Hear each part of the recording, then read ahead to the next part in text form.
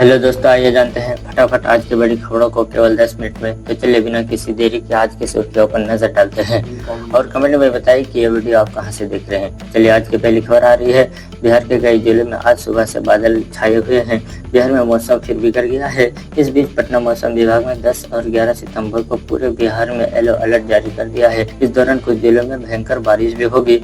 साथ ही कई जिलों में जोर से बादल गरजेंगे, बिजली चमकेगी और 30 से 40 किलोमीटर प्रति घंटे की रफ्तार से हवा भी चलेगी। अगली खबर आ रही है। मुख्यमंत्री नीतीश कुमार ने आज किसान कल्याण योजना का विस्तार किया है। अब 10 लाख अतिरिक्त किसानों की बीमा और सब्सिडी मिलेगी। योजना में फसल नुकसान पर 50,000 रुपये मुआवजा। कृषि मंत्रालय ने कहा कि ये बाढ़ प्रभावित किसानों के लिए राहत है।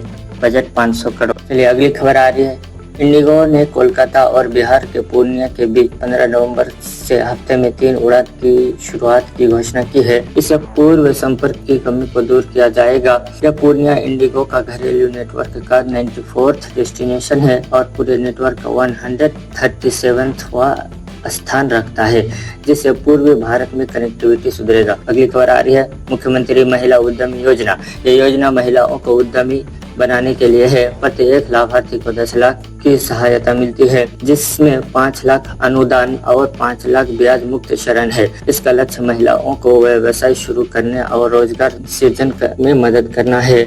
आवेदन के लिए आधार कार्ड, व्यवसाय योजना और निवास प्रमाण पत्र जरूरी है। ये योजना बिहार की महिलाओं को आर्थिक रूप से मजबूत करने में महत्वपूर्ण भूमिका निभा रही है। 2025 में इस योजना के तहत कई महिलाओं ने अपने व्यवसाय शुरू किए हैं। खबर आ रही है।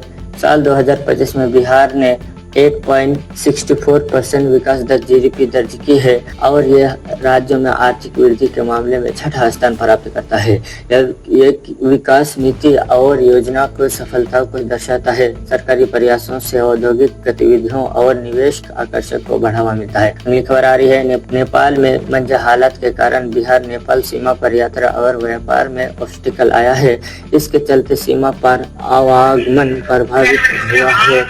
इससे यात्रियों और व्यापारियों को परेशानी का सामना करना पड़ा है। दोनों देशों के अधिकारी स्थिति पर नजर बनाए है। अगली खबर आ रही है। बांका जिले की सबलपुर पंचायत में सुखनिया नदी पर RCC पुल का निर्माण प्रस्तावित है, जिसकी अनुमानित लागत 14 करोड़ है। इससे आसपास के गांवों के हजारों लोग लाभान्वित होंगे। आवाजाही और संपर्क से सुधार आएगा।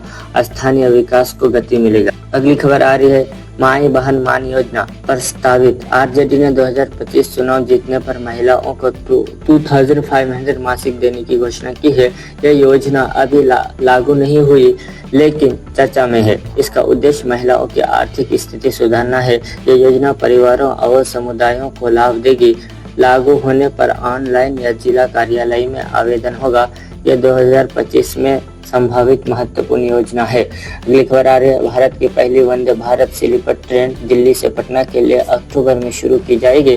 त्योहारों जैसे छठ पूजा और दीपावली के दौरान बड़े यात्रा दबाव को ध्यान में रखते हुए ये सेवा बिहार वासियों के लिए राहत होगी। देखिए अगली खबर आ रही है। ग्रामीण संपर्क सुधारने के मकसद से सरकार ने आज यानी 10 सितंबर 2025 से 704 नए पुलों का निर्माण आरंभ करने की घोषणा की है।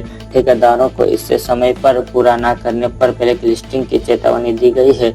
पुलों के साथ बनाए जाने वाले अप्रोच पथ से ग्रामीण कनेक्टिविटी में बड़ी सुधार आएगा। अगली खबर आ रही है। NDTV ने बताया कि बिहार में राहुल गांधी और तेजस्वी यादव के बीच दोस्ती ने राजनीतिक समीकरणों में नया रंग जोड़ दिया है। राजनीति में अलायंस अक्सर शक से गढ़े जाते हैं, लेकिन इस जोड़ी ने दोस्ती की ताकत को दिखाया है, जो चुनाव में बड़ी भूमिका निभा सकती है। ये थी आज की बड़ी खबरें।